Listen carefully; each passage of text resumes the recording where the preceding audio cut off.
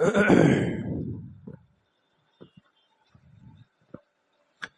اللہ الرحمن الرحیم۔ تعلیم دین کورس سال اول کی تفسیر قرآن کریم کا سبق شروع ہو رہا ہے۔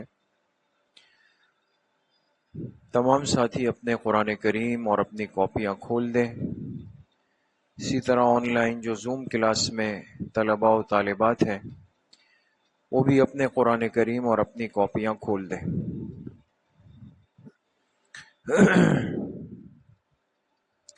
سورہ فاتحہ شروع ہوئی تھی، اس کا ترجمہ آپ حضرات کے سامنے ہوا۔ اس سورت کی وجہ تسمیہ کیا ہے وہ بھی آپ کے سامنے آ گئی۔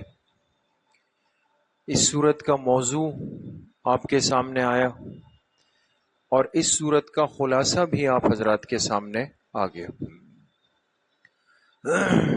یہ رکھ دے تو آپ کو راحت ہو جائے۔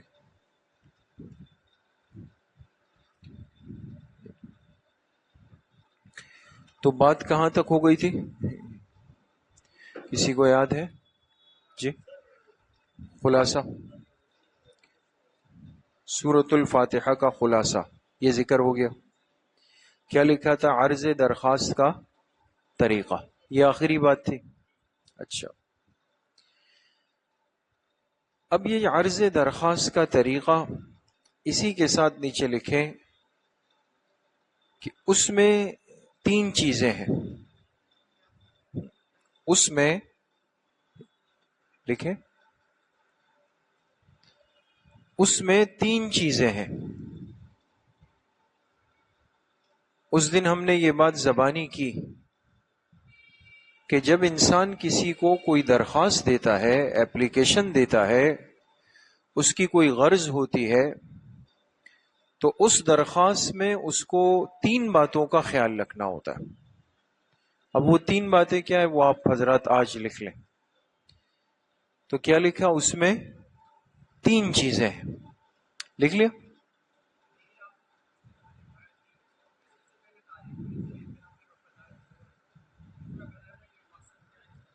تو لکھ لیا ہے؟ اچھا، لکھوایا نہیں ہے نا؟ لکھ لے، خیر دوبارہ میں بول دیتا ہوں، 2 منٹ لگیں گے انشاءاللہ۔ اس میں 3 چیزیں ہیں۔ نمبر 1، آپ کی کاپی کہاں ہے؟ کیوں؟ کاپی لانی ہے روز، ٹھیک ہے نا؟ پھر کیسے لکھیں گے آپ؟ پھر لازمی لکھ لیجئے گا، ٹھیک ہے؟ بس وہ لکھ لیں گے گھر پہ، ویسے روز لایا کریں، ٹھیک ہے؟ لازمی۔ نمبر 1 لکھیں، مطلوب کی مناسب انداز میں تعریف۔ نمبر 1، مطلوب کی، میم طا لام واو با، مطلوب کی مناسب انداز میں تعریف۔ آپ کو جن سے کام ہے اور آپ کو جن سے رخصت لینی ہے وہ آپ کا مطلوب ہے، اس مطلوب کی مناسب انداز میں تعریف کرنی ہے، ٹھیک ہے؟ اس کے ساتھ بریکٹ میں لکھیں آیت نمبر 1 تا آیت نمبر 3۔ آیت نمبر 1 تا آیت نمبر 3۔ نمبر 2، طالب اور مطلوب کا تعلق۔ طالب اور مطلوب کا تعلق۔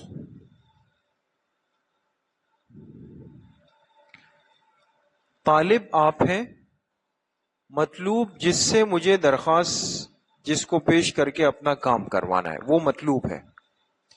تو طالب میں اور مطلوب میں تعلق کیا ہے؟ بات سمجھ گئے؟ اس کے ساتھ بریکٹ میں لکھیں آیت نمبر 4۔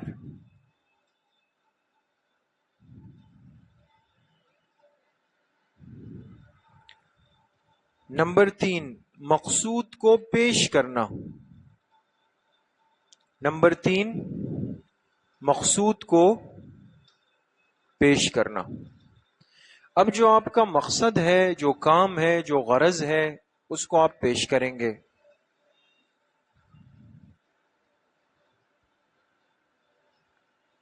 بریکٹ میں لکھیں آیت نمبر 5، 6 اور 7۔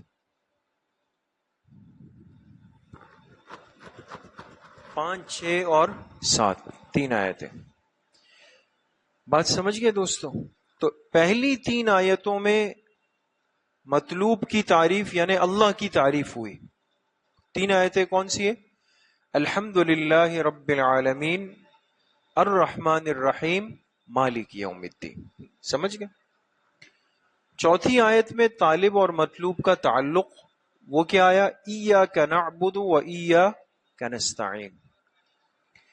5ویں، 6ٹھی، 7ویں آیت میں مقصد پیش کیا، اہدنا الصراط المستقیم صراط الذین انعمت علیہم غیر المغضوب علیہم ولا الضالین، آمین۔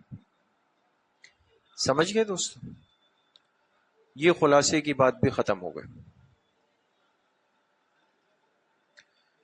یہ 4 باتیں جو ہم نے ہر صورت میں پڑھنی ہیں وہ تو پوری ہو گئی۔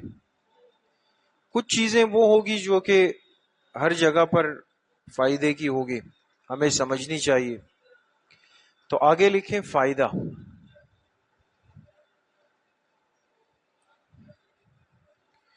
اس سورہ فاتحہ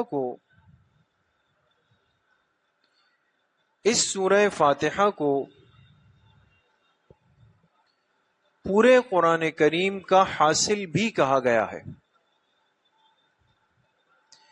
اس سورہ فاتحہ کو پورے قرآن کریم کا حاصل کہتے ہیں نچوڑ بھی کہا گیا ہے۔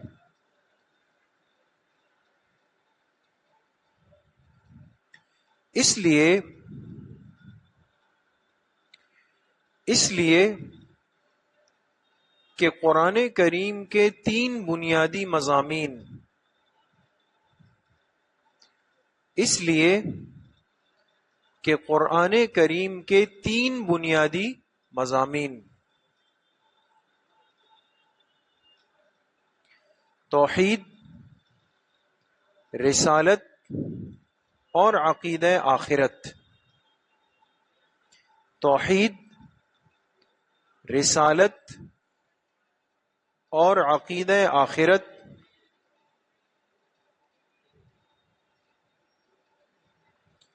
ان تینوں کا اس صورت میں ذکر ہے۔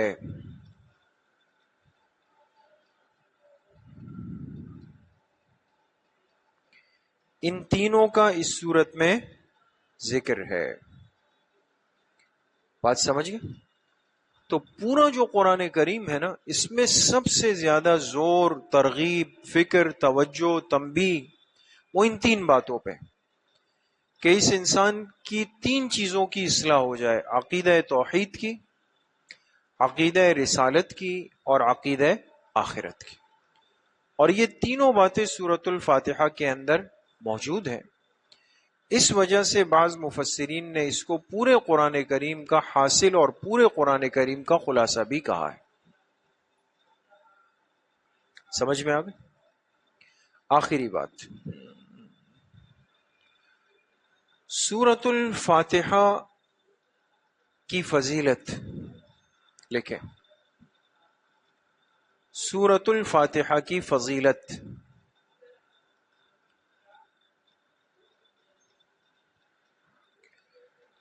یہ ایک بڑی بابرکت سورت ہے۔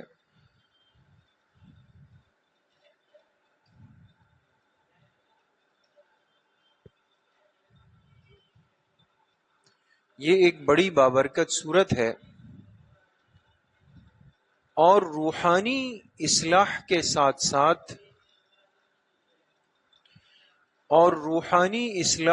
ساتھ اللہ تعالی نے اس کی تلاوت میں جسمانی شفا بھی رکھی ہے۔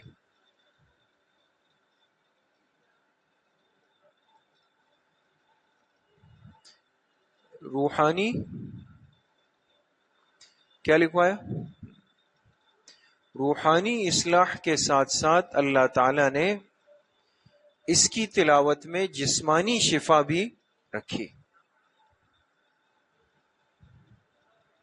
یہی وجہ ہے کہ اس سورت کی تلاوت کر کے اپنے اوپر یا کسی مریض پر دم کرنا، اس سورت کی تلاوت کر کے اپنے اوپر یا کسی مریض کو دم کرنا، یہ انتہائی مجرب ہے. کیا ہوا؟ یہ انتہائی مجرب ہے. سمجھ گئے؟ سورۃ الفاتحہ کا ایک خصوصی عمل، یہ لکھیں، سورۃ الفاتحہ کا ایک خصوصی عمل. آج ایک خاص وظیفہ ساتھ لے کے جائیں. ایک خصوصی عمل علماء نے لکھا ہے کہ فجر کی سنتوں اور فرض کے درمیان، کہ فجر کی سنتوں اور فرض کے درمیان، سنت فجر میں کتنی ہیں؟ 2 رکعت ہے، اور فرض 2 رکعت. تو فجر کی سنتوں اور فرض کے درمیان 41 مرتبہ، 41 ٹائمز 41 مرتبہ سورہ فاتحہ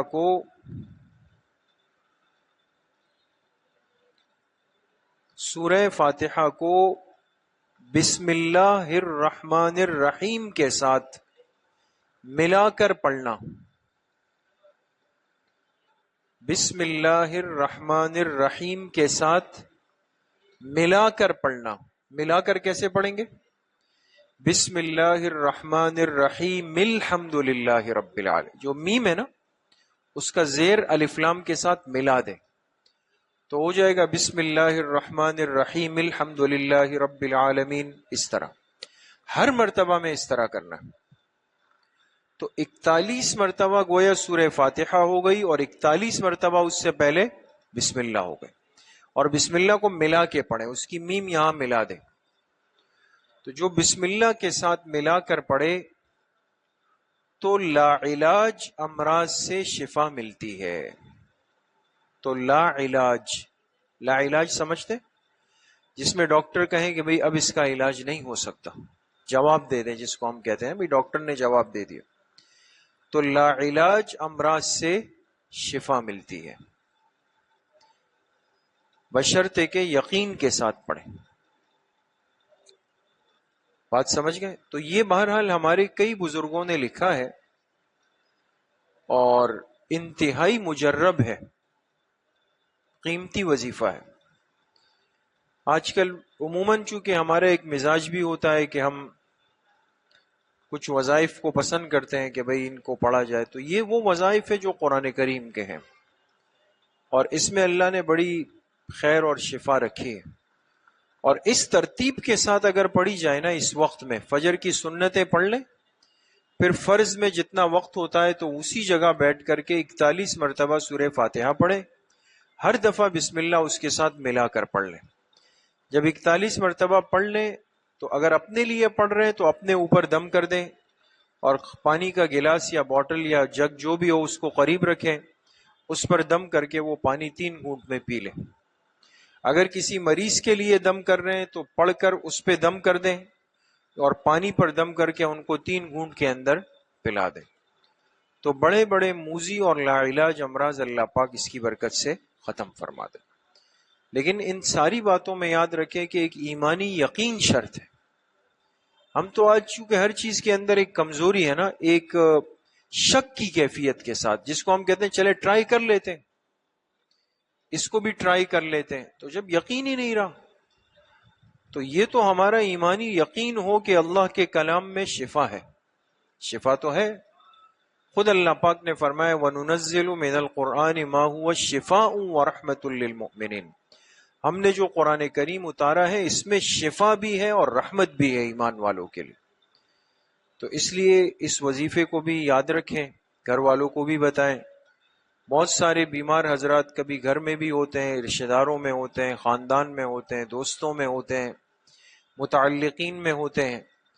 تو ٹھیک ہے، اسباب کے درجے میں علاج بھی ضروری ہے. یہ نہیں ہے کہ انسان ڈاکٹر کو نہ دکھائے، دوائی نہ لے، وہ ضرور لینی، وہ سب کچھ ہو، لیکن اس کے ساتھ ساتھ یہ وظائف اور ان طریقوں پر بھی عمل ہو.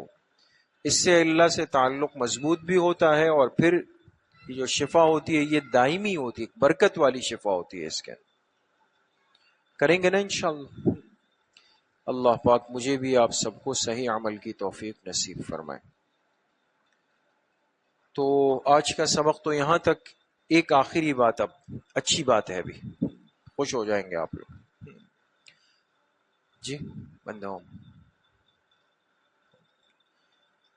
آگے عید الاضحیٰ آ رہی ہے، قربانی والی عید آ رہی ہے. تو عموماً اس سے چند دن پہلے چھٹی ہو جاتی ہے، اور اس کے بعد بھی کچھ دن چھٹی ہوتی ہے. تو چھٹی کی خبر اچھی بھی لگتی ہے. تو چونکہ پیر کو عید ہے، اور ہمارے ہاں جو باقی شعبے ہیں، درس نظامی ہے، عالم کورس ہے، حفظ و ناظرہ ہے، اسکول ہے، بنات ہے، اس میں بھی عموماً 2 دن پہلے ہم چھٹی دے دیتے ہیں. تو اب اگر آپ لوگ کو چھٹی دیں تو مقصد یہ ہے کہ پھر جمعے کے دن آپ کو دوبارہ بلانا پڑے گا. تو اس لیے آج ہی سے آپ حضرات کو چھٹی دی جا رہی ہے، عید کی چھٹیاں. صحیح. تو آج سے انشاءاللہ چھٹیاں ہو جائیں گی. کب تک ہوں گی؟ تو آپ سب کے نام آ گئے ہیں گروپ میں؟ کوئی ایسا ساتھی تو نہیں ہے نا ابھی؟ قاری معاذ صاحب سب کے نام ہو گئے نا؟ تو گروپ میں آپ کو میسج آ جائے گا کہ چھٹیاں کب سے لے کر کب تک ہے. آپ حضرات اس ترتیب کے پابند ہوں گے، ٹھیک ہے؟ تو ان چھٹیوں کے دنوں کو قیمتی بھی بنانا ہے. ویسے بھی بہت قیمتی اشرا مبارک ایام چل رہے ہیں. کاپیاں آپ کے پاس اپنے سبق کی ہوگی، اس کی دہرائی وقتاً فوقتاً کیا کریں، اور بیچ میں ملاقات بھی ہو جائے تو بہت اچھا ہے. عید بھی آئے گی، اور جیسے ہی چھٹیاں ختم ہو تو بعض دفعہ ہوتا ہے نا، ایک سستی سی ہو جاتی ہے. چھٹیوں کا کچھ نقصان بھی ہوتا ہے، اس لیے کہ شیطان انسان کو ڈھیلا کر دیتا ہے، پھر دل بھی نہیں کرتا. کبھی انسان کہتا ہے چلو یار اب ایک دن اور ملا لیتے ہیں، اس کے ساتھ ایڈ کر لیتے ہیں. تو ایسا بالکل نہیں ہو. جس دن چھٹی ختم ہو تو اگلے دن آپ حضرات سبق میں یہاں تشریف لائیں، ٹھیک ہے انشاءاللہ. صحیح ہے. اللہ پاک صحیح عمل کی توفیق نصیب فرما. السلام علیکم.